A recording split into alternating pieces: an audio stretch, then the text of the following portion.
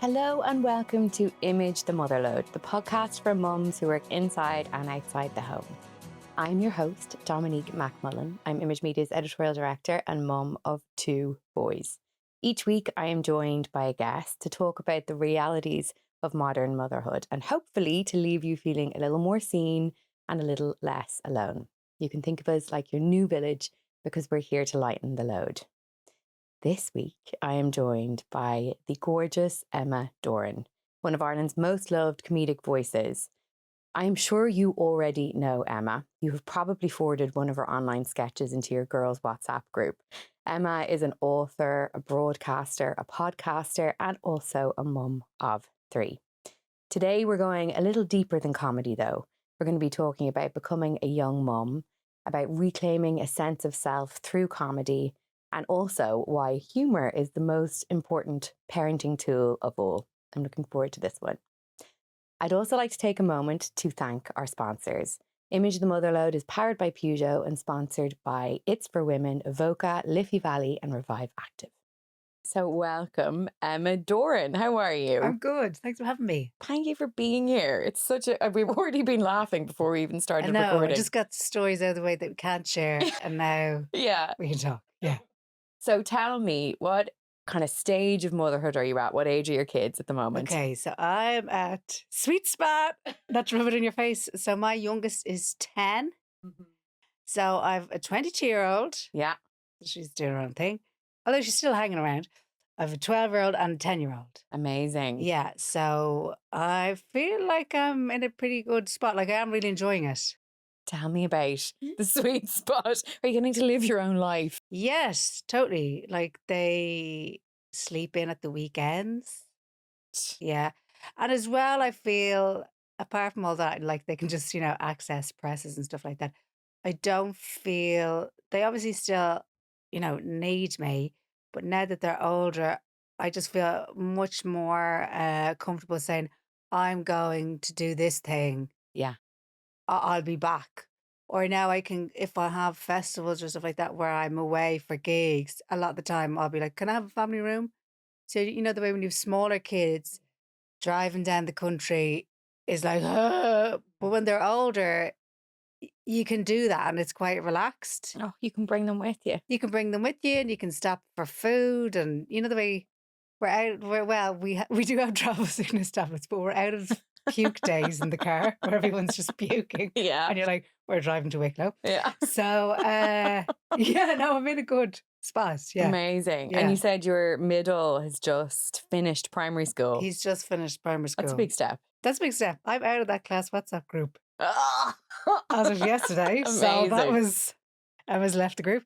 It's moving on. I kind of feel like, he's going to first year. I was like, this is a bit crazy. But he seems to be happy about it and, excited. But my daughter, who's 22, yesterday she brought down her T-shirt that she got signed by all her classmates in 6th class. Oh, wow. Like she had kept, because he went in with his shirt, and everyone signs Yeah, it. I remember doing it. And it's so funny because all the girls write messages. Really meaningful. Yeah. Do you know what I mean? And like little pictures and stuff. And the fellas just write like, Anto. Do you know what I mean? Dave, whatever. Yeah. I'm like, oh, okay. But so we're moving into a new zone. And then my younger fella, he'll be in that school on his own, if you know what I mean. So I'm kind of like, it'll be good for him. Because sometimes I'm sure when you have the older sibling, he's just that little bit older, then you can kind of like push them forward and say, you say it or whatever. So that'll be good for him, I think. And what are their little personalities like, the 2 lads? So 12-year-old is very, how would I describe him? He's very sensible. Amazing. Yeah, he's very sensible. And the other fellow, he's kind of more Jack Russell, do you know? Yeah. But they work well together. Like older brother enjoys being an older brother and younger brother enjoys his role as well. And they're the best of friends. They get on really well. So I don't have that thing of really like a pressure to, entertain them. Yeah. They just get on great. Yeah. And sometimes, like, it's usually us going, will you go to sleep? Because we can hear them Oh, chatting that's in the so room. Yeah, nice. well, it's, when it starts getting like 12:30 at night, you're like, go to bed. But they stay up all night chatting and they're into lots of, I think they're different enough, but similar enough. What are they into? They are into like art, reading. The younger fella's just only now the last little while getting into football. We've gone through, we were big on the Olympics. Oh, wow. Okay. We were big into that. If you want to know anything about any Olympics that ever took place, these guys will tell you. Yeah. Wow. They're obviously into Minecraft and all that kind of jazz, which I know nothing about. I know nothing about it, and I can't, but I can't. I'm just tipping my toe into the beginning No, of no, Minecraft. I've been told, and I'm just, it won't go into my brain. They've been into Pokemon for a long time and the Mm. cards and all that. Mm-hmm. Now, I used to babysit children that were into Pokemon. Yeah, So I it's have been been around. exposed. Yeah, I've been exposed to this for like, what would that be? Over 20 years. Yeah. I still only know about 3 Pokemon. And I say, oh, it's no, look, Pokemon. They're like, that's Pikachu. Jigglypuff. Yeah. Oh, yeah, that's what I remember as well. What is it? I think it's because I feel like a Yeah, Jigglypuff. Jigglypuff is in my head. Charmander. But yeah, no, Jigglypuff is always in my head. So, yeah, they have their little hobbies and all that jazz. So they seem happy out. It's nice that they Yeah. get along and that It's they. so, I was going to say it's so handy, but it actually is so handy. Yeah. But somebody said to me, a friend of mine, she's like, how did you like do that or whatever? And I was like, that's literally just luck. It's like with Yeah. people, I think you have to be different enough and similar enough because Yes. if you're too alike, clash. Yeah. You're too different. So it's just pure luck. Personality types. Yeah, Yeah. definitely. And you have them sleeping in the same room, do you? I do. Yeah. Did you always have that? They have always been in the same room, even from like really early on. So there is another room there, but I like to buy clothes, so that's where the clothes are. No, I could they could have their own rooms, but I think they actually like sharing a room, Mm. and it is actually easier to contain that Yeah. to one room. But they've always I'm talking like cot. Yeah. One was in a cot, one was in like a car bed. And Yes. bedtime used to be when I just had Joe as the toddler, we'd be like, oh, Joe, it's time for bed. And he would literally go, okay. And he'd walk upstairs and go to bed and get into bed. Right. So he was one of these children. I didn't Uh, know they were real. I couldn't believe it because his sister it was like the rocking, the sleep training, all that stuff. He was Yeah. just he was just like, yeah, I'm kind of tired. So he was always mad for bed. But yeah, once they start sharing the room together, you'd go in, they'd both be in the cot, they'd both be in the car, all this kind of stuff. But I think it is simpler to keep them in the one room because they'd just be flying across the land and all night, I think. Yeah.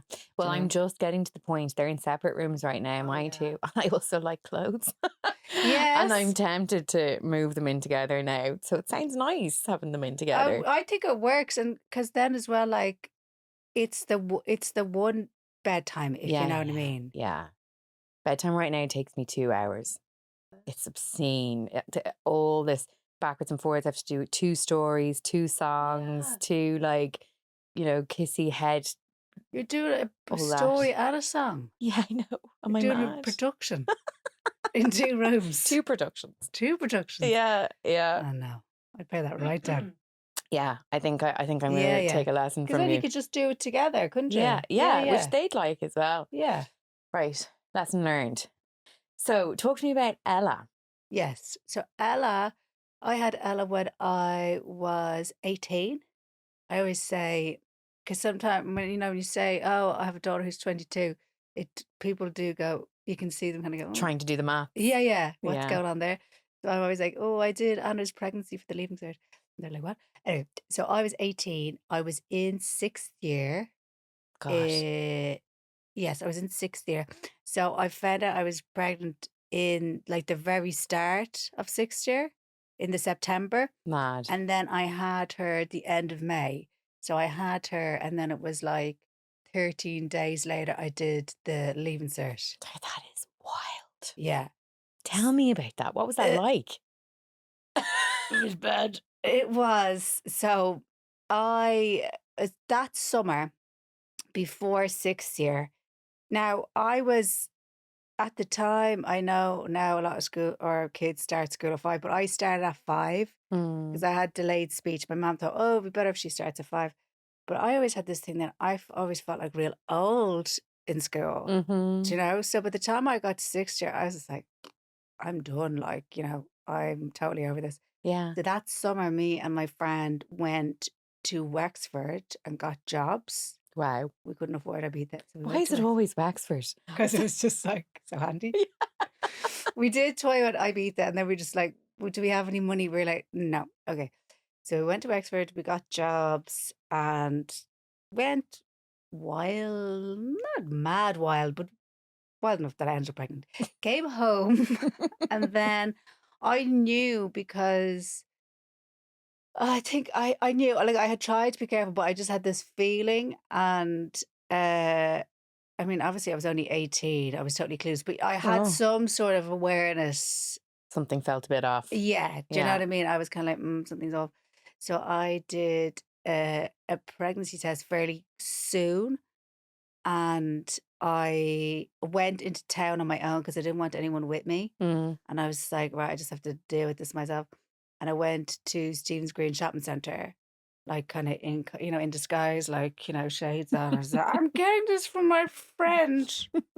Hey, we've all done Yeah, that. yeah. Oh, what a silly tramp she is. And, thanks so much. I went off to the toilet, and I didn't realize that with a pregnancy test, the way on TV or in movies, there's the big like wait thing, Yeah. waiting for the result. Yeah. And I did the test, and it started coming up straight away. Oh, wow. So you were like super pregnant. Yeah, I was just like, oh no, it started coming straight away. And I did the whole um like slide down the bathroom Oh, God. wall thing. I thought that was only like EastEnders or whatever, but I literally like, legs just gone. So I don't even know if I was crying, to be honest with you. I think I was just so like Shocked. shocked and overwhelmed. You know the way sometimes when you're really shocked, it's like your breath is gone. So you couldn't even kind of cry, like your body's like in shock or something. So I saw the test, and I'd say I looked at it. I say I had it for all of like 3 or 4 seconds. And then I was like, get rid of this, like kind of like the 5 second rule, like just bin, didn't happen. Put it in the bin and just marched out, left. And then that was the start of it. So I told my friend Laura, who I was in Wexford with Mm-hmm. fairly soon, because she kind of knew the story. But she was actually the only person I told. I didn't tell any other friends for a good while. I didn't tell my parents, obviously. But I think it was one of those things that, like, the more you say it, or having to actually say it to people, it's real. It makes it more real, Yeah. And Mm-hmm. I think I knew once I said it to my parents, I was like, then that's real. I knew they weren't, whatever the reaction, I knew that they weren't going to just go, well, like I knew something was gonna have to start happening, like that they would go into some sort of action mode. I didn't know Yeah. what that would be, but I knew that it would be something would happen. But I suppose the thing is with like pregnancy, you can only keep it a secret For so long. so long. It's literally like a ticking time bomb. And I could even like I remember at the time I could feel that like my stomach was different very quickly. Really? So which I wouldn't have known because obviously before you've experienced it or, I obviously didn't have any interest in pregnancy whatsoever, but you see a bump and you go, oh, there's a bump. And you know somewhere in your brain, like, oh, that's a baby. But I didn't know how quickly like that your stomach, like the feel of it is different, like that Yeah. it's hard or whatever. Yes. Yeah. And I was like, oh my God. I mean, like we joke, right? But Yeah, like genuinely, when you're that age, it is your worst nightmare. it is. Oh, totally is. And I think especially, so this was like 20, what is it? 2002, 2000, so I had my daughter 2003, especially at that time. I think it was particularly bad. So like that was like the first generation where you weren't the talk of like going to a laundry Mm, or, you know mhm, what I mean, being mhm. sent away somewhere or having to marry the person or Yeah. like, so we had kind of moved on, but still societally, we in our minds when we were in school, it would have been like we would have said to each other, "Oh my God, what would you do if you got pregnant?" Yeah. Do you Yeah. know, like kind Yeah. of at break time, and people were like, "Oh my God, I'd throw myself under a bus," and we were just like, "Yeah, yeah, me too," because we really were kind of told it was that was the worst thing that you Yeah. it was the worst thing you could do, and it was the worst thing that could happen to you, and if you did that, you're you don't like, you'd made a mess of your whole life. It's terrible, isn't it? Yeah, I think that was really, like everyone was freaked out because Mm. even as well, like, in magazines and stuff we were Yeah. reading Yeah, yeah, yeah, yeah. and the problem pages and people getting when I think of it now, people getting pregnant to have toilet seats now. But obviously they were like the horror stories to us, like, Yeah. "Oh my God, my next door neighbour's best friend's cousin got pregnant to have a toilet seat." Oh my God, you know? I remember that one. Yeah, so it was always like a big fear-mongering Yeah, thing, yeah. and then you wouldn't have really had, like, sex education. We would have, like, spent a lot of time talking about periods, but we Mhm. never really like, No. I didn't know what you did No, me neither. if you got pregnant No. or, I'd no idea. Yeah, a lot of chat about, like you said, about periods, but when it comes to having babies, it's just don't have them, and that was pretty much Yeah, it. yeah, that Not was about what kind would of happen, more yes. yeah. Yeah, or what would you do, or who would you speak to, or who would you reach out to? It was just like, yeah, that's really what it was. Just like, don't do that. Yeah, which Mm, is terrible. mm. I don't actually know what the kind of education system is now, but I hope it's changed. I'm presuming it has. I know, like, the part of me thinks, part of me just kind of goes, oh, I assume that it has, but I don't. I mean, I don't know. Yeah. So tell me about telling your parents. So I told my parents, I actually wasn't that far along. I'd say it was less than 3 months actually, because I found out quite quickly that I was pregnant. Mhm. And I think it was just, I was like consumed by it. It was all that was in my head the whole time. I'm in sixth year, so everyone's talking about like Deb's 6 year holiday.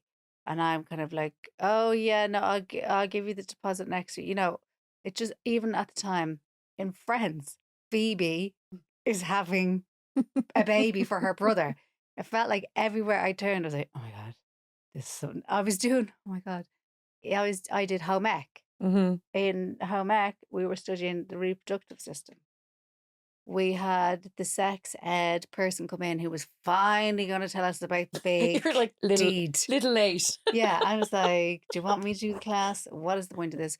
So but I felt like everything around me, I was constantly seeing like boogies, moms, whatever. So at the time as well, my dad's mom was dying. So him and my mom were like going to the hospital every night. Like, so already the house was like in a weird, Yeah. it wasn't normal, if you know what I mean. Like, and he was obviously super stressed and sad. And a couple of times I went to try and say it. And there was actually one real dramatic thing where I don't know, my dad was probably just asked me to do something really simple like clean the kitchen or something, right? So he's probably like going out to the hospital at night. He's like, will you clean the kitchen? And I'm like, I'm doing my leaving cert, but I'm obviously totally in my own weird stress. And he goes, Emma, my mother is dying. Like, can you help me?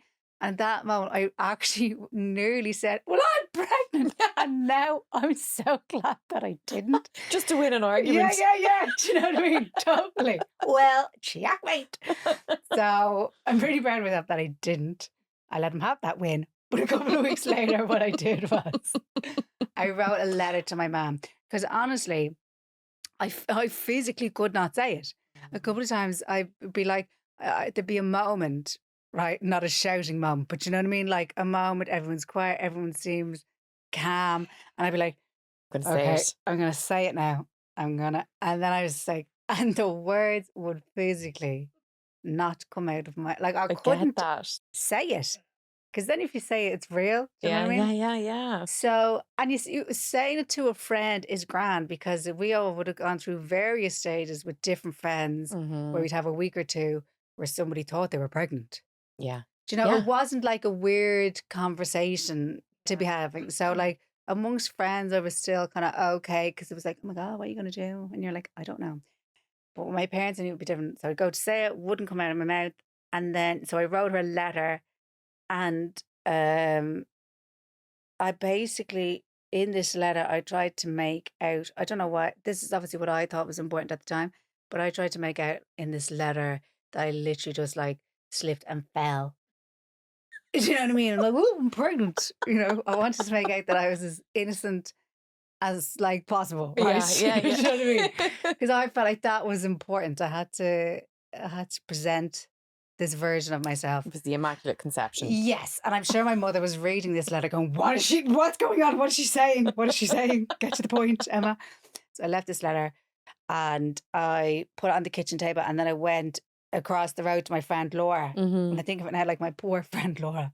I was like, she must be like, oh, wish I never went to the Wexford with this girl. She's ruining my life. Do you know what I mean? So I went over to her house to kind of hide out. And my mom and I remember I called in. She was just like, hey, it's just like calling to your friend's house during the day. She's probably Mm-hmm. watching like Ricky Lake or something. And I'm there like checking at the curtains, like, yeah, what story is she like? I kind of know that my mom is gonna come looking for me. Yeah. So I'd say pretty quickly she comes over and there's a knock on the door. And I know straight away who it is. Mm-hmm. And my friend is just, she's just answering the door. Oblivious. And I go out to her and she just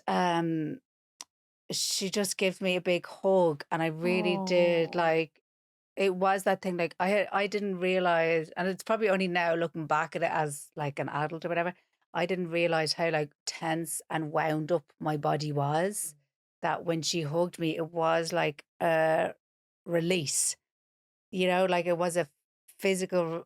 Like a lot of time when you hug people, like especially like if you're doing uh like comedy bits or whatever, you go and hug people. Mm-hmm. There might kind of be acquaintances, but you're like, hey, give them a hug. Mm-hmm. But I think of like hugs where you're actually like really like hugging the person and you can feel it throughout your body. I don't like, there's not Doesn't many. happen a lot. Yeah. Yeah. And I could really just feel like, now I won't say my shoulders completely dropped, but I did feel a like, Oh, that's nice. okay, kind of like she still loves me. If I'm Yeah. being honest, that was the feeling at the time. And she just said to me, she was like, come home whenever you're ready. So she didn't put any pressure on me or anything like that. But then, so we're having this lovely moment. But then, like, my friend Laura is there and her mom kind of appears, and they're just like, the two of them are like, because I'm like crying. I don't even realize that I'm crying, but they're just like the tears have finally been like released. Because now I Yeah. had been crying up to that point, but I've been crying like my face smashed into a pillow at night, Yeah. silent crying. You know what I mean? Just like, so it was the first time I was actually crying, like, I don't know, a In free, the a open. free cry or whatever. And so the two of them, Laura and I remember just standing there going, what? Yeah, man, these two, what is this all about? So then I didn't know, I didn't stay long. And then I went back and then everything's, Set in motion. set in motion, rang the GP, appointment on Friday, all that kind of stuff. Mm-hmm. And so then that was scary because I was like, oh, I'm like a proper pregnant person, do you know? But I knew that that's what had to happen. And I knew as well that my mom had to do that, or like Yeah. that she was the only one that was actually going to help me in any real emotional, practical, all those things that you need. Yeah. So I kind of knew it. And then I think as well, if when you're a teenager, it is that time where it's like the push pull thing. So you want your parents, but you don't want your parents. And it was still a little bit like that as Mm. well. Like I wanted her to kind of help me, but then at the same time, go away, Yeah. you know? She sounds amazing. For that to be her first reaction is pretty Yeah, yeah. impressive. No, she did tell me years later that when she read the letter, she collapsed. Yeah, so that's what the bit of the delay was. I thought she was just giving me a bit of time. No, she collapsed on the floor. So I was glad that she only told me years later. Yeah. You know what I mean? So she was, and obviously as well, she was coming from a generation where, say, a friend of hers had gotten pregnant and then kind of like had disappeared for the summer. Mm-hmm. And, and their child was taken away. So even for like her generation, it, without it wanting to, it brings up all this crazy stuff for them as well. Do you know what I Of mean? course. It's not their first time at the rodeo or whatever. Yeah. So she just went in, I think she kind of went into shock, but they definitely, the two of them did go into action mode. Do you know what I mean? They might like, they would say it themselves, they might spend like an hour looking for their keys. Okay. But who are like, crisis, that kind of thing. They can, I think sometimes certain people are good in a crisis situation because you have to think, okay, well, what are the things I can control? What can I actually do here to make this better, or whatever. So yeah, no, she was, the two of them, they were great, they were really good. That's really nice. Really, really nice. Yeah, yeah, Yeah. thank God they were. Yeah, thank God. Yeah. As a mum, the reality is you spend a lot of time in the car. Whether you're juggling work or the kids or something in between, you need a car that makes life easier. The other Image mums and I recently test drove the Peugeot 3008 and 5008, and we were genuinely so impressed. They are super spacious. They can fit everything from car seats and school bags to sports gear, and they're full of really innovative tech too.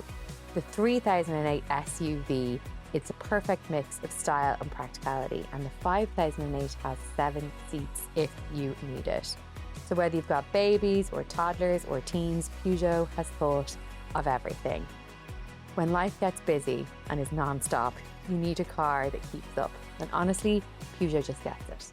And were you immediately like, I'm going to sit the Leaving Cert? Was there ever any chat Yes. about that? So the whole head chat in the house was, we were like looking at once we like found out the dates or whatever, because obviously I had no idea how I calculate that. Yeah. And Why would you? or when like, this is the first time I've gone to like a doctor or any like medical person for this kind of stuff. So when they're saying to me, "Where did you get your last period?" I'm like, "How dare you?" I was just Don't be so like, rude. yeah, don't be so rude. I was like, first of all, I have no idea. Yes, second of all, you know what I mean? Yeah. When did you have sex? Oh, excuse me? What are you talking about? I don't think I did. So I had no idea what was going on. But we did decide, yeah, as like a family, because I have two older brothers, like, all right, she's going to do the Leaving Cert. And I really wanted to do the Leaving Cert because in my mind, I was like, I need to get out of school. Now I had the mates. I actually enjoyed school and I had a good laugh and all that. But I was like, I need to get out of like that system of like having to ask to go to the toilet and stuff. I was just like, I need to get out of here. I need to be done. I was Mm-hmm. like, I don't want to be doing my Leaving Cert when I'm 20. I just felt like, the other way, when you're that age, the difference between 18 and 20 is huge. Yeah. And I was like, I don't want to like get left behind. All my Yeah. friends are going to go off and do all this stuff. And Of course. I just wanted to, I wanted to finish. So I had a real goal in my head of, I want to do the Leaving Cert. Mm-hmm. And I'd say the first 3 months of sixth year were lost. Not lost, like I did go into school, but it Your like, head was elsewhere. I just, Yeah. you're pregnant. It was just in my head the whole time. And obviously it's a big topic in sixth year with the girls as well. Mm-hmm. So people are constantly talking about it. People are saying, oh, I got on the pill because I have really bad periods. Like it's nonstop in my head. So then once like parents know, the school had to be told, everyone in school kind of knows. I wouldn't say the dust settles, but like then, so after Christmas, that term, I can give it like, I can make a bit of an effort from like January to March. Mm-hmm. And then after that, I just kind of start getting massive, like I'm huge. Yeah. I had no idea as well how big you get when you're pregnant. Because I remember vividly remember being like 6 months pregnant and looking at the pump, and I was like, we can't get much bigger than this. And I didn't realize, no, now you just keep getting bigger and bigger Yeah. and bigger. And it was like, Yeah. I had no idea. So it just started and I used to like walk up to school and go home at lunchtime every day. Mm-hmm. And then I was just like, I didn't have the speed anymore, because I was like, You had the because usually waddle. what would happen, the bell would go and we'd leg it back home, like smoking hand down the hill. But sure, I couldn't do that anymore. And I'd be like, before we had to go anywhere, I'd be like, I have to go. I was like, right, I'm gonna have to stop doing that. And then I can't remember when Easter was. Does anyone ever know when Easter is every year? But I think I didn't go back into school after Easter. I was like, I'm just gonna try and study at home. But like, sure, at that stage, like, you're kind of doing your hospital appointment, they've Yeah. kind of cranked up, and I'm trying to get out for my walks and all that kind of stuff. So, but yes, I was adamant to do the leaving cert. So say I think my daughter was due on the like 18th, and I'm like doing the maths. And then I went in on the 18th of May I had like an appointment in Hollis Street. And I was like, well, this grand, I'll go in and they'll tell me to stay in. Yeah. I was like, She was perfect. overdue. Yeah. So I'm like, on the day she's due, I'm like, this grand, I'll go in for my appointment. And went through all, whatever. And they're like, yeah, everything's looking good. And I was like, sorry, I'm due today. And they're like, yeah, that's absolutely fine. I was like, No. no, sorry, am I staying in? Are we having the baby? What's the crack? And then they were like, I was literally like, no, I have the leaving cert. Like, and one of the midwives was like, oh, plenty girls do their leaving cert in here. In Hollis Street. Yeah, I just honestly at that moment I came out, I was like, what a bitch. I wanted her just induce me Yeah. there and then. I've got a deadline here. And because I think, I'm not sure what the story is, but now you can get exemptions, or you can start late or something, if there's like Yeah. a medical reason or whatever.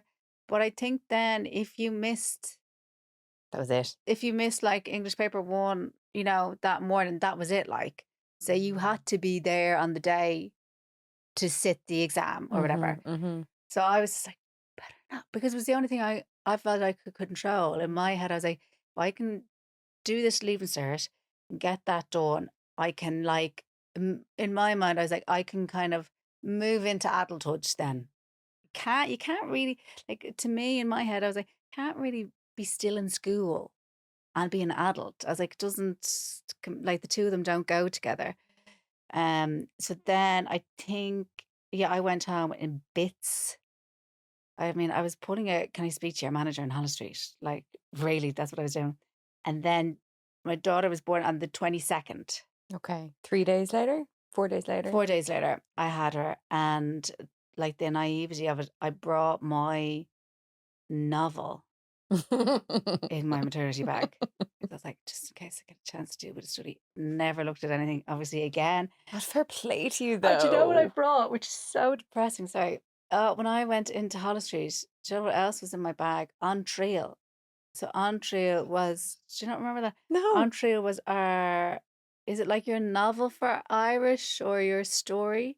So Oh On Trail is the story, and this is what I'm studying for my limited. On Trail is an Irish story of this young girl who gets impregnated by the local, I think he's like doctor, but like kind of respected man of the community, oh my right? God. And so they have like this secret relationship. She gets impregnated. He's like not interested. He's married and has his own family. He sends her away, or maybe she has to go. But the end of it is very sad. Oh no. Okay, and this is my book Oh in no. my maternity Oh bag. God. I just have this is my book about a teenage girl who kills herself when she's pregnant. Right? Like, what? So it was Oh. all very depressing, because I think sometimes a lot of that kind of stuff, they leave it until like sixth year, Yeah. like they're older or whatever. So Anyway, I was in for whatever the 3 days and then went home. How was the birth? Was it okay? Were you The birth was shocked? actually the birth. No, yeah, the birth was like. I'll be honest. I was like, oh, that's a bit worse than I thought. But in fairness, my mom had like really prepared me, or like as best as you could, Yeah. right? So I had a fair idea. I think I had a fairly good idea of what the start of it would be like, but I Mm-hmm. still wasn't aware of how powerful it would be at the start. Yeah. And then um I think I was at it now for a good few hours, I think like whatever, 18 hours. And all of mine, all three of them, Yeah. have all been like the 18-hour people. I went in and they were constantly talking about these people that come in the door and they're ready to go and all and what to do. Never, I don't know who these people are. Mm-hmm. But I'm sure that's has its negatives as well because I'm sure it's like completely overwhelming. For sure. But no, it was actually it was a good experience in the sense of I felt um in control and I Mm-hmm. felt like I came out of it feeling like powerful. Wow, that's And amazing. like I've came out of it feeling empowered. I was like, oh my God, I got through that. And I didn't, I didn't have any major intervention or anything. So I did come out of it going, Fair play to oh, you. like, wow, like, look at me. I felt Yeah. really As you confident. should. As you should. Yeah. Yeah. Yeah. And my mom's real hippy dippy. So she had like really kind of built me up in that way to not be scared of it, which was so good. Because I mean, obviously, you can hear so much negative about childbirth. Because I remember she was saying to me when she was going in to have my brother and she's panting and whatever. And some woman passed and some woman said to her, you'll be a lot worse before you're any better. My mom was just like, she said, if I'd had the strength, I would have headbutted her. But I was too focused on what I was doing. So I went into it in a good mindset. She was all healthy. And as well, I was worried about hadn't had that much contact with an actual newborn baby. And anytime Mm. I'd seen them, I was like, oh my God, tiny. And I'd held a few, and everyone seems to be panicking about the head. And it all just seemed very stressy to me. Now, I'd done lots of babysitting, but like Older. like Yeah. toddlers and stuff. Yeah. And I'd gone around to a few people holding newborn babies. I kind of went on this tour like, let's find someone who has a newborn baby and Emma will go and hold it just so she can see. But then when she was born, sure, I was like, oh my God, she's huge.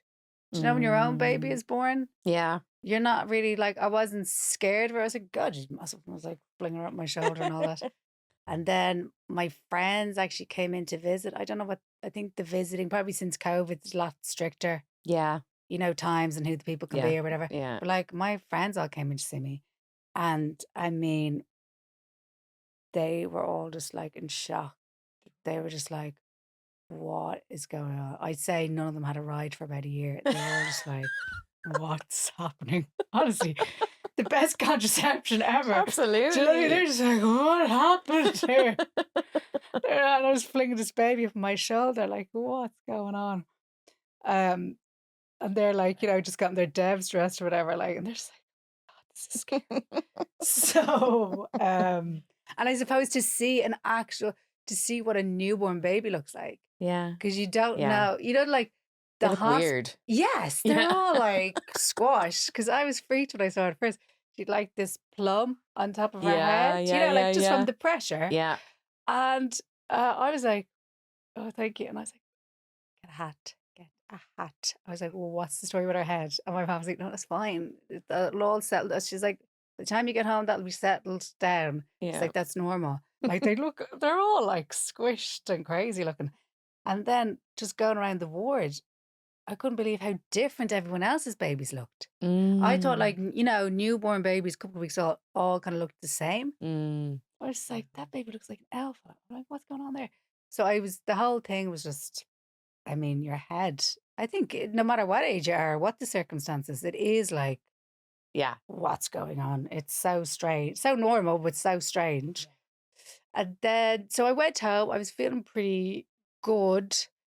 And then, yeah, I was just, my mom and dad were definitely like, like say, washing clothes and doing meals. But I was like, You were doing it. I was like with my daughter because my mom was very much like, she didn't want to like take that experience away from me. And she said to me later, like it could have been she so easily could have stepped in Mm-hmm. and like taken over, but she's like, I wanted you to do it yourself and have your own confidence as a mother.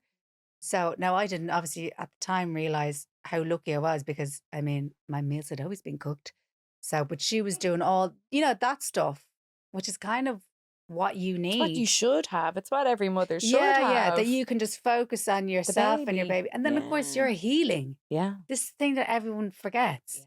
Even if you've had a fantastic birth and everything has gone to You plan, still are going to need a whole lot of time to heal. oh yeah, Mm-hmm. like it's Mm-hmm. just it's crazy. Just I can't get over it sometimes the way people are just like so blasé about the whole thing. I know. But Matrescence is something that is really fascinating to me yeah, about how different cultures for millennia yes. look after the woman Yeah. that's just had And just birth. because it's natural doesn't mean that your body hasn't been through like an extraordinary trauma. Absolutely. People, oh, it's natural, it's natural. Yeah, it is, but But still. you're going to need a bit of time. Yeah. Thanks Yeah. very much. So you But were how many days postpartum when you sat down to do the so leaving? I was like 13, and then when when I opened English paper one, I did get a bit of a fright because I hadn't done anything in a long time. So when I opened it up, and obviously that is all about reading as quickly as you can and reading again and then writing and then just like writing as fast as you can. And I remember like I was reading a couple of sentences and I was reading them, but they weren't like computing in my brain. And the thing at the time was because I'd only had a baby like um so recently, I had a room on my own. So I was in a room on my own with my own, is it invigilator? Invigilator, yeah. Never get that word back. So anyway, she was there. My buddy was hanging out. Lovely woman. But then it actually made the thing was it sounded like a great idea, and I said, "Oh yes, that would be brilliant." But then after the fact, the reality of it was I felt quite isolated then. So you know that thing before an exam where you kind of look at your friend and go, all that. Yeah. You didn't get That to do you that. don't get to do that Yeah. and I know like some people might think, oh, that's not good. You're all kind of just winding each other up, but like you're all kind of in it together. And you know Yeah. the way like you'd open an exam, you turn to your friend and go like that. Yeah. So I didn't know how everyone else was feeling, and I was just like, oh God, oh God. And obviously, I'd never done an exam in a private room. It kind of feels like what's that Australian program? Border control. They bring them into the room, Yeah. prohibited items. I'm just like, what's going on? I'm going to be deported. So it was all very intense. And then, yeah, I'm reading it. It's not happening. And then I was like, okay, I just got to do it. So that's what once I got the first one started, then I was like, fine. And then, yeah, I went to college in the September because I just wanted to keep the ball rolling. And I suppose as well, there was the thing of, okay, she's pregnant. She's doing her leaving cert. This isn't great timing, but she's going to go to college and she's going to like get a degree and whatever. So, and I really felt then that I want to do that, but also the pressure then to do that. Yeah, it's hard. Like to kind of make right in a way. But it was at the time that my dad's mom had died while I was pregnant. But the thing I didn't realize about, because I'm the youngest in my family and I'm in the younger like bracket of cousins. So there was never like any babies around really. Mm. What I didn't realize was everyone is mad for babies. So like I had Ella and like my aunt, I remember my auntie and uncle calling over, and they have like 5 kids. All their children are older than me. They call in, and they're like besotted with her, and they're staring Oh. into the pram and all this. Like, what is going on? I was like, this is so weird. And I was like, of course they love kids. They have 5 kids, but I had just Mm. never seen them Be like that. with babies because to me, they're old people. At that age, you don't realize old people Mm-hmm. had their own babies at one point. And I think as well for my dad, who then had just lost his mom, and then he had, so my daughter's middle name is Nancy after his mom. It just kind of is, it's very, now this is what he said. I'm not like forcing this on him, but it's very like life affirming that, life continues. I know it's very cheesy, whatever, but No, it it's really not gave cheesy. him a lovely like focus, you know, that he was like a granda now or whatever. So everyone else was kind of like, oh my God, this is amazing. And I'm like, I'm super stressed. But no, I did go to college in September, and that was actually in a way good because I had a reason to be out on my own, Yeah, you know? And now I did, for the first little while, I did feel like an alien in college I'm sure. because it's kind of that thing. Do you know what it's like? It's kind of like, Joe, if everyone has this friend, and you're like, oh, you look amazing. You're like, I got Botox. Like they have to tell you immediately. Like they have to clear themselves of it. That's why I kind of felt like when people are like, oh, hey, I was like, I have a child. I have a child. I just felt like I needed to tell, Everyone to I know. needed everyone to know. I felt like I was kind of like undercover or something. But because I know they say like, oh, loads of, oh, people go to college at different points, whatever. I feel like everyone that not everyone, but a lot of them, they're all like my age and straight out of school Yeah, and didn't have children, or like there wasn't a whole load of like mature students or yeah. any of that kind of thing going on. But then once I, settled into it and stuff, I made friends, people I'm still friends with now. And it's interesting because it, I probably wouldn't have made friends with those people. Not that I wouldn't have been friendly with them. I would have gotten on with them, but I probably wouldn't have become friends with them in like an alternative universe, because the people I ended up being friends with were like quite into like doing well in college and Mm-hmm. wanted to do well in the exams and stuff. And like me from another universe wouldn't have had time. I don't even know if I would have gone to college, or been gone for a year, dropped out, gone to London, just done drugs or something, come home going, what am I gonna do? You know what I mean? Yeah. So yeah, I kind of, and I felt like, oh, they're getting this version of me. Sounds kind of like it had a real positive impact on your life. Ella, not it, Ella. Yeah, no, do you know what I think I always wanted to. I knew I didn't know like of now don't get me wrong, mad fellas, right? But I was never like, oh, I want to get married. That was never like a big thing Mm-hmm. on my list. I always wanted to have children, and even I remember I found these pictures just recently of when I was a kid, and I drew a house, and I drew me with my children and whatever, and like there's no husband. I don't know why, but it wasn't like a big fascination of mine. Yeah. Or like, no, I'm with my fella, however, like 17 years, but like I have no interest in like a wedding. Mm-hmm. I like, we will obviously have to do it eventually because, every so often we're like, what do we do about the house if one of us dies? Like so romantic. Anyway, but what do we do? Okay. So I always wanted to be a mammy, 100%. So in a way it was kind of like, and I think I was quite determined and quite competitive, but I didn't know where to put that energy. Yeah. And then I was like, oh, it just gave me a real focus. I got very particular about who I spent my time with, what I was doing with my time. Mm-hmm. And when I wasn't like studying or working or being a mom, if I was doing something fun, it was something that I really wanted to do. And it was Mm. people I really wanted to spend time with. So it kind of like, in a way, it simplifies your life. And then as well, I never had the thing in my head of, am I going to meet somebody and have a family? Yeah. Because I'd already had that fulfilled. Now, don't get me wrong, I was like, oh, I'd love to meet somebody else and possibly maybe have more children. But I had already had that part of me fulfilled. Yeah. So it took all that pressure away. Like I've never really been broody, if that makes sense. Yeah. Always mad for babies.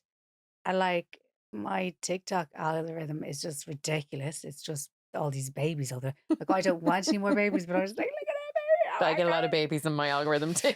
A lot of it. And I'm like, and I'm shouting my fellow boy, that baby with the babies. And he's like, we have very different algorithms. And I'm like, I'm sure we do. But It makes sense. Like that simplification of life that I think people get when they yeah. become mothers you know, I do think that's quite a general feeling of like, okay, I'm doing this and this, and when I have fun, I'm going to enjoy the fun, and it's Yes. specific Well, and like, I felt like I had real goals. yeah, So I was like, right, I'm going to finish. I wasn't going to be like in college and, uh, have to repeat a year. Or I was like, I haven't yeah, got the time. I was like, I'm going to yeah, do college. focus. I'll get my degree. I'll use that to do this. I'll get money to do, like, I was always like, saving. I was Yeah. always like kind of a bit of a squirrel.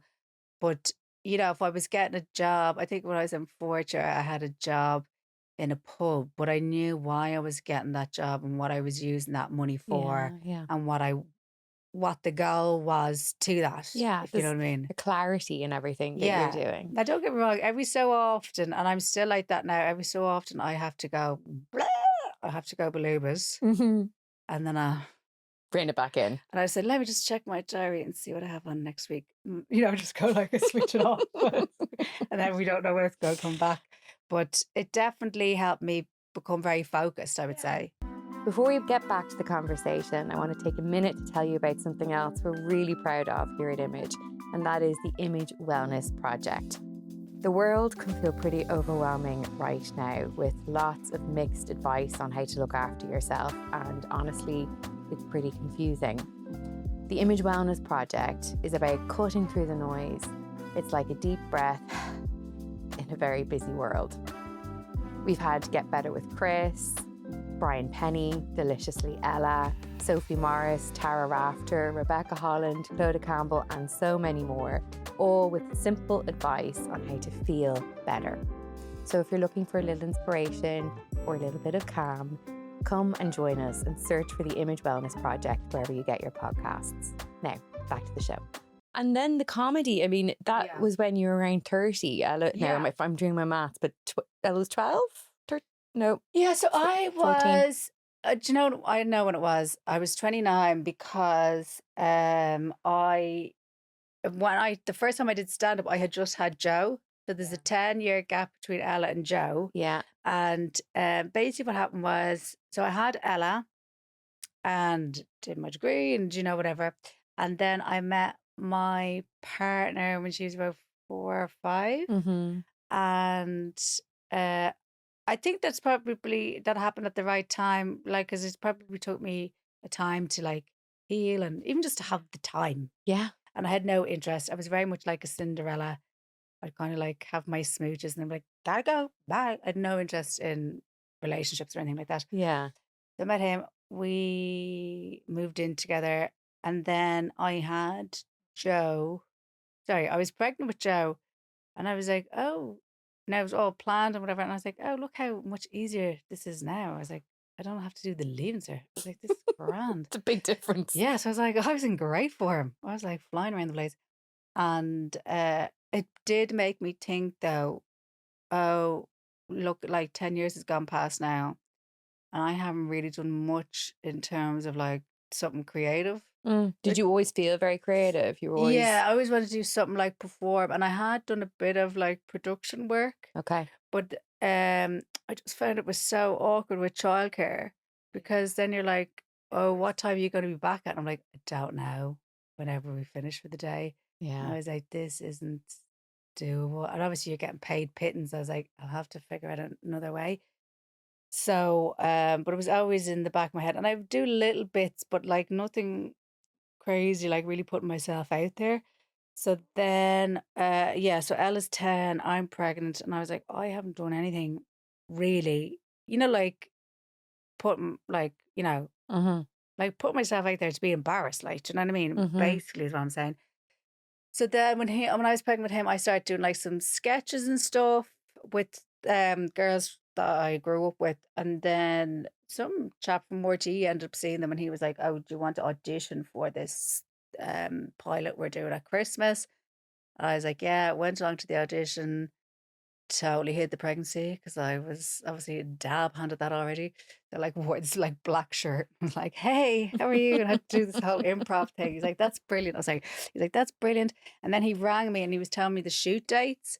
And Oh I was like, no. yeah, so look, I'm having a baby on that day, but I'll be good to go the next day. So he totally blanked me.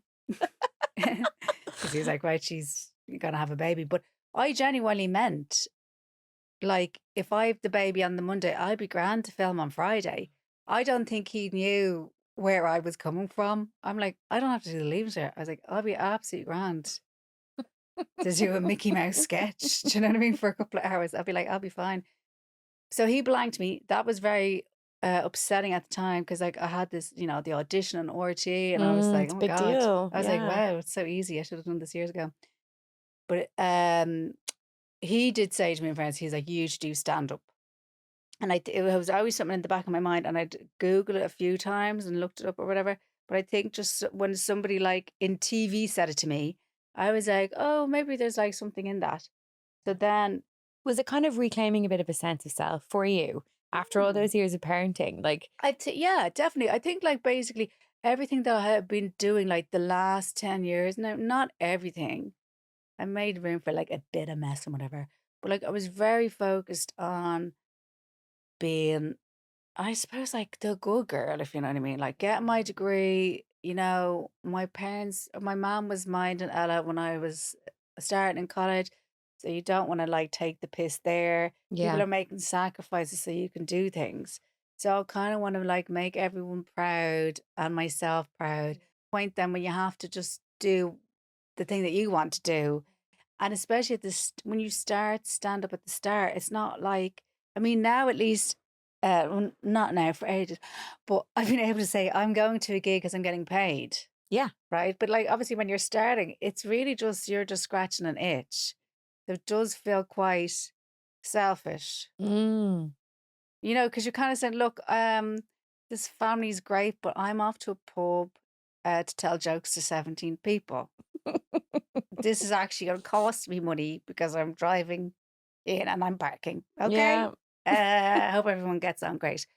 So it does feel a bit, yeah, feel selfish or whatever. But it's something for you. And it's something that mums so struggle to do, generally, not mums who are Yeah. comedians, But but something for I them. think as well, like if you have, say, right, you've kids, if you want to be able to, if you want to go and do something, I found like, I don't have the like financial resources Hmm. now to like justify this, if you know what I mean.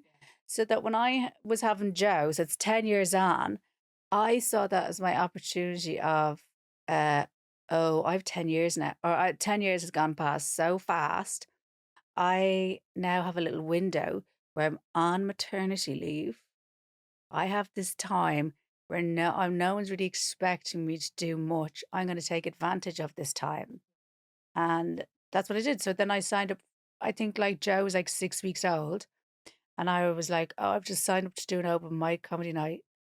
And my phone was like, right. It's like, what is going on here? That's bonkers, though. Like Yeah, to it's be 6 week crazy. postpartum, stand on a stage You're for just the like first washing time. bottles. And you're like, so anyway, I'm going into town next week. I think I'm going to be on stage about 11. So yeah, Wild. that's how it started. But there was like there's the place that I went to, it's a Halfpenny Bridge. They used to do this night Battle of the Axe, like open mic.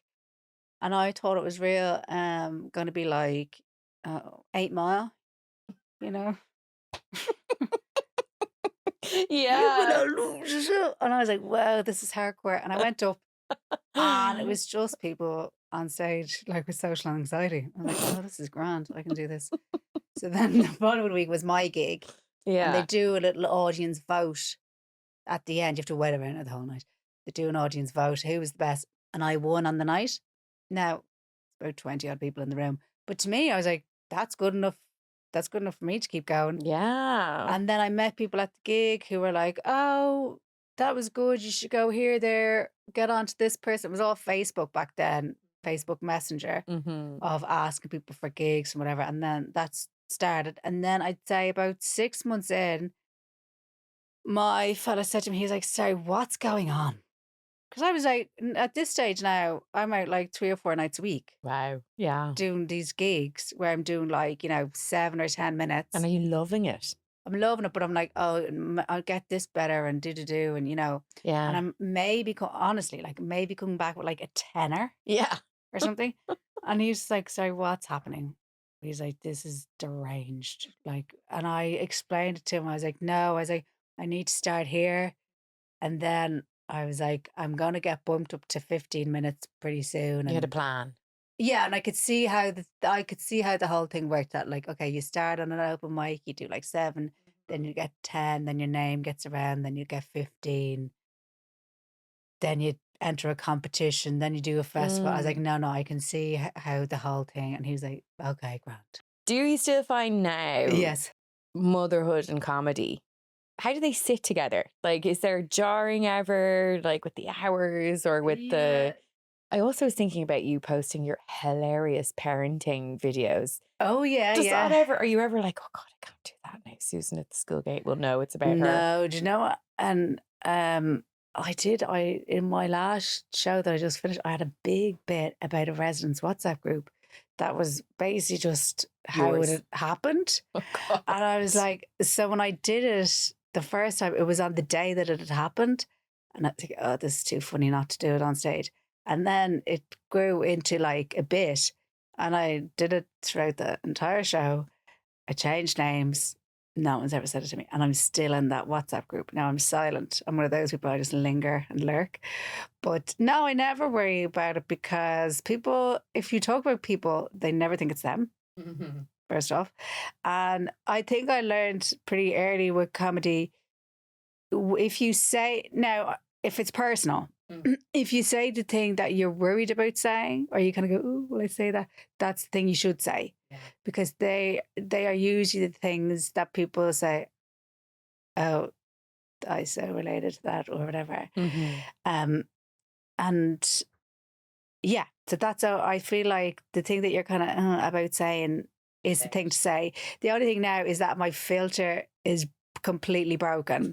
I find like when I go into like a normal setting with like friends who aren't comedians, it takes me a couple of minutes to like wind it back in. Do you know, like just to try and like contain it, because you'd be asking people all sorts of crazy questions and saying stuff, and I'm like, ooh, that's not appropriate for a christening. Okay, what? Reel it back in. So that's the only thing. Your filter is completely broken. But in terms of like when I started, so you're out in the evening, it actually worked out quite well for me for years, because I would put them to bed and then go out. Perfect. So it was kind of good. And then I used to, if I was going somewhere, I don't know, say like Galway, Cork, I would always drive back. I usually wouldn't stay. So to get up and do the morning. Yeah. So the tiredness, but like that's kind of part of having young kids anyway. So I was just like, whatever, you know what I mean? Yeah. It was all, but yeah. And I think about it, like I haven't really done, so obviously like say parenting Ella, I feel like it's a separate thing, because for a long time it was just me and her. And then with the boys, I've never not done comedy. You know, so they've never known ever any difference. So in terms of like, you know, being like independent, like mom, out and about and all that jazz, I've never done it any other way. Do they think you're funny? They do actually, because I was asked to be a judge at their talent show in their school recently. Pretty big day. And I got asked to do it. And I was like, oh, I'll say to them just so they know. But I was like, they obviously won't want me to do it. So I just thought I'd tell them in case they got a whisper of it. Yeah. You know, I was like, the goss is coming from me. But I was like, I got asked to be a judge at your talent show. And they're like, oh my God, amazing. I was like, oh, they want me to do it. I was like, oh, because part of me was like, it's going to be long. Do you know what I mean? I was like, brilliant. But I went along, the cutest thing ever. It was the cutest thing ever. And this is like an all boys school. No spoiler alerts, because I feel like I will have to talk about it in a show or something. This all boys school, this is like not planned, if you know what I mean. This is just organic thing that happened on the day. The whole of the school sang Pink Pony Club. Oh my God. Amazing. So it was pretty special. So yeah, I think they like going away to like festivals. So I was doing like cat Yeah. laughs in Kilkenny. I'd be like, can I get a family room? They're like, yeah. So they're like, Do they come and watch you ever? No, none of them have ever seen me. Ella hasn't even, because Ella's never seen you. yeah, but she's never. Now, when I say I wrote a book and she's in the book, she got first read at that. Okay, yeah. And she has obviously seen my stuff. We follow each other online. Her boyfriend was editing stand-up videos for me. Like, do you know what I mean? It's all like on the table. But like, she's never said, oh, I'd love to come see you. So I'm like, that's fine because it's work. Yeah. Yeah. And like a lot of gigs, now it's sometimes you'll have a gig where, like, say if you had a Vicar Street, and not every time I've done Vicar Street, like a lot of time I've done Vicar Street parked in the garage and driven home. Mm-hmm. And, you know, got milk and bread on the way home. Yeah, yeah. But sometimes you say, oh, I'll say to my mates, let's have a night out or whatever. But like, you just don't have, it can't be a party every night. No. Because you'd be a piss head. Like. It'd be very bad for Do you you. know what I mean? Yeah, I'd be dead. So most of the time it's just it is in, out, go home. Yeah. You know? So no, she's never, I think some of her friends have seen me before. I would imagine so. Yeah, but she's very relaxed about the whole thing. She doesn't mind at all. And I was telling her recently, I was like, oh, I have this new joke about your boyfriend. She's like, fuck's sake. But I'm like, that's a nice you want attitude Christmas to to happen this year? That's what the price is. So no, they're all very relaxed about it. Can I ask you a final serious question? Yeah. Are you ready? Yeah, I'll be serious. Yeah. You're trying to make me cry. Okay, no. Well, you can cry. I actually said I'm not before you my came period. in. There won't be a tear out of this eye. You can torture me and I'll be like, nothing. I said before you came in, yes. I'm used to making people cry, not to laughing hysterically. People cry a lot. We've had a few. Yeah. Now listen, I never try and make anyone the cry. room is, now come on, full disclosure, the room's quite hot. I'm like, is this a tactic?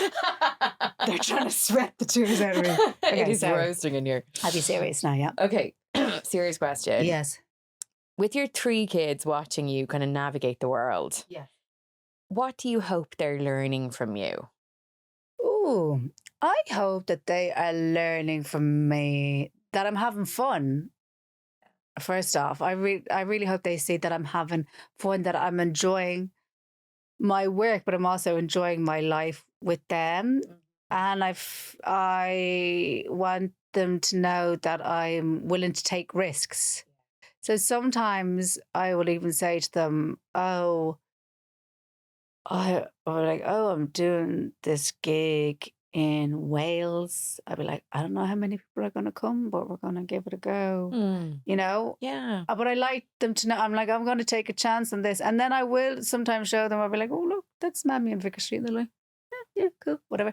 So I like them to kind of see that I am like putting effort in, but the kind of that I'm enjoying what I'm doing.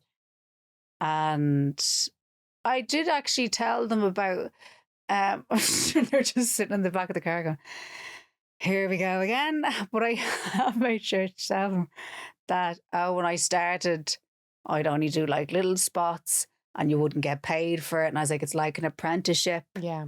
That you worked hard. But I was like, if you really like something, don't worry about like the money at the start or whatever. Because I feel like when we were coming up through school, there was a big emphasis on maybe doing something at 3rd level that was like good. Like I know loads of people that went into like quantity surveying because there was a boom at the time. Yeah. And I've met those people now and they're just like, oh yeah, no, I did that for like 6 months. Do you know what that was all about? Yeah. But they were kind of told, there's stability in this or money in this. No, do what you love. Yeah. So I hope they know I'm doing what I love and that I'm having fun. And yeah, that when I'm at home, I'm kind of present, hopefully. Do you know, like there is a lot of scrolling, but I do try to be there. Yeah, so that's it. And I can cook. And they know that. Just to say that. Just to say that, just to put that out there. Yeah. Yeah, that's important actually. Going to gigs and all that. I'm not doing the dinners ever. Yeah, your partner is. Yeah. Good and for him. That's been a decision because I've been so bad at it for so long. And I would get annoyed at him that he would say, this is so bad. Like, you do it then. Yeah, that's what happened. But in fairness, at this time I wasn't working and he was working. Mm. Do you know what I mean? But we figured out, it's taken like nearly 20 years, but we figured out all our different roles or whatever. So, yeah, look, I just hope they see that I'm happy and that hopefully that, not that that makes them happy, but I think if you can see that your mom is happy, that's one less thing to kind of worry about, isn't it? Or that's not in your head. Yeah, and it's a role model for you then to know that you want to go on and live your life, and it's Yeah. okay for you to be happy and not something to aim for, to do something you love and to be Yeah. happy. Jesus, what else could you ask for, really? Yeah, I think so. I would like more money, but no. We're going to leave it there. Okay. Thanks, Emma Mel. Doran, thank you so much. Thanks for having me. Thank you. Thank you for listening to this episode of Image the Motherload. If you enjoyed that chat, I have a favour to ask you. Please tell a friend about us, or even better, hit the follow button. Then you'll know when each episode comes out, and also it helps us to reach more women who might need these conversations. Thank you so much, as always, to the incredible brands that make the Motherload possible. Image the Motherload is powered by Peugeot and sponsored by Revive Active, It's for Women, Evoca and Liffey Valley. Thank you so much for listening, and I'll talk to you next week.